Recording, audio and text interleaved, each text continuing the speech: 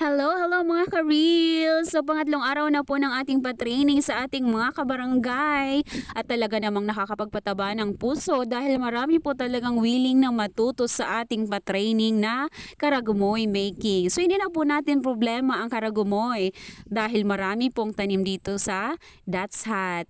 Salamat nga pala sa mga matatanda noong panahon sa pagtatanim ng ganitong mga halaman kasi nang dahil po sa kanila, talagang marami po ang napapakinabangan ng mga bagong henerasyon sa ngayon.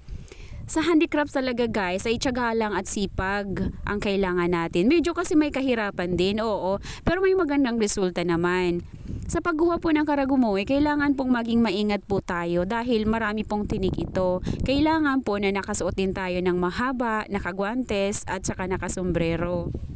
So ayan nga po at tinuruan na nga po tayo ng ating trainer sa tamang pagkuha ng karagumoy. Kasi kung mamali-mali tayo nakakasugat din po at marami po iyang tinik. At tinuruan na nga din po tayo ng ating trainer sa iba pang proseso sa paggawa ng handicraft na made in karagumoy. So ayan po nakita po natin na medyo may katagalan din po ang process para makagawa tayo ng mga produktong made in karagumoy. Pero ganun pa man, kahit may katagalan, kahirapan, may magandang resulta naman. Lahat naman ng bagay idadaan muna sa hirap bago makamit ang tagumpay, di ba? So napakagandang proyekto po ito ng ating barangay dahil marami po ang matutulungan, lalo na po yung mga walang hanap buhay at yung mga nangangailangan po ng extra income dahil nga po sa ating buhay ngayon, sa hirap ng buhay ngayon, ay talagang kailangan po natin ng extra income.